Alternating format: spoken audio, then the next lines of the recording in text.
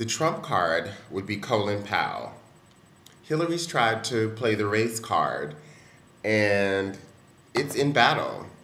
It's in battle. Look at this. Jeremiah Wright going back and forth with his former parishioner, Barack Obama. And McCain knows that he has to appeal to a wider mass of people because, in this day and age, it's not acceptable to not be a leader of all the people, but one must be a leader of the people. And he might even get Condoleezza Rice to run with him. But people don't like her.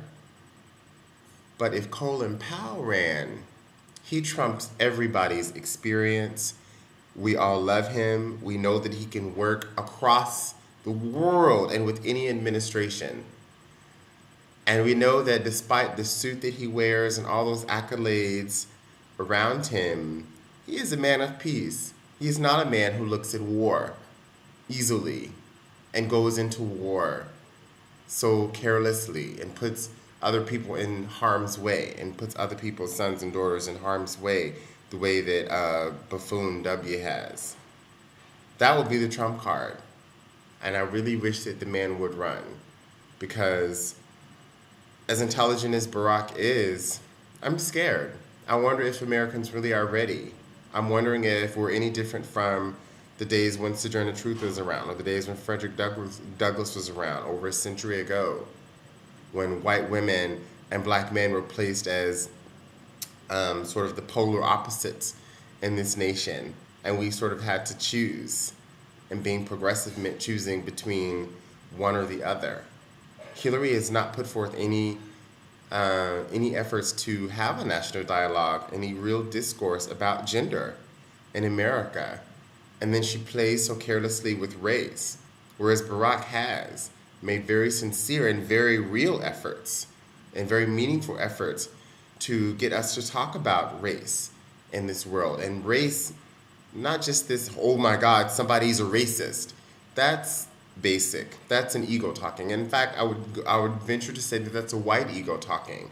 That's the fear that the Nat Turner in us will arise. But that just means that's why we need the dialogue, because those people who fear that we're just gonna rise up like Pirate Jenny and start killing white people, they don't know us. They don't know us. They're not listening. We're all about forgiveness. Not about forgetting. You can't just forget slavery. That was a long time ago.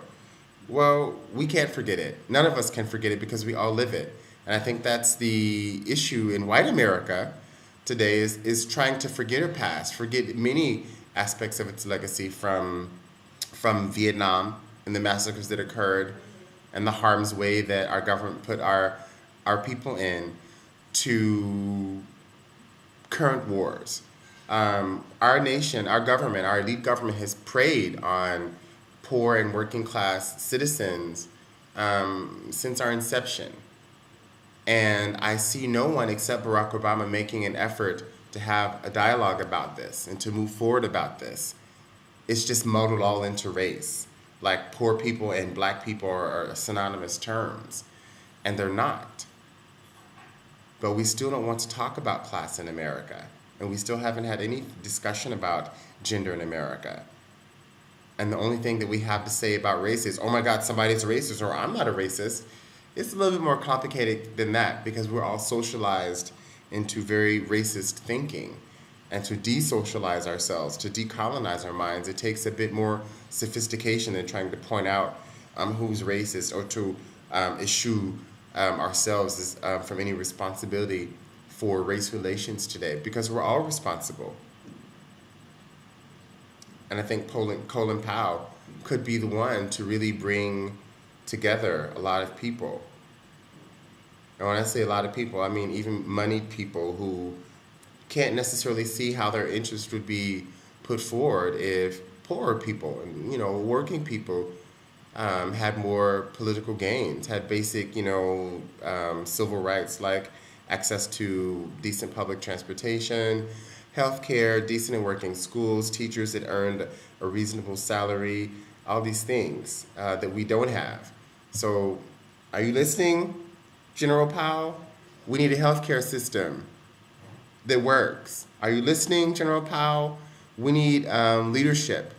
We need someone who has an image that's beyond reproach, and that's unfortunately who we are. We still need a Messiah.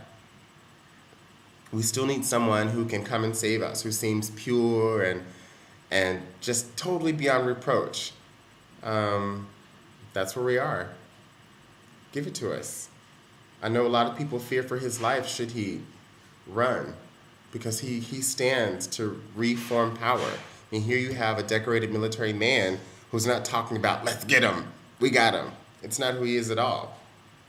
He's talking about reforming power, transforming the basis of power, and that's revolution. Barack is talking about it, but a lot of people don't get it. A lot of people aren't able to get it.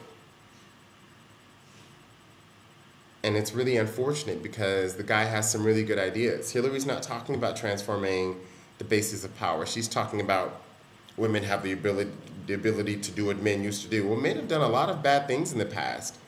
It's not just that we want to mimic men, but we want to transform what power has done. And just thinking about Colin Powell over the past, over my lifetime, the guy has worked so much in every administration. He could broker peace in the Middle East. He could convince China that human rights are an issue, and not just that those dock workers on the southern coast of Africa have to fend for themselves, and not let weapons reach Zimbabwe and Mugabe's regime.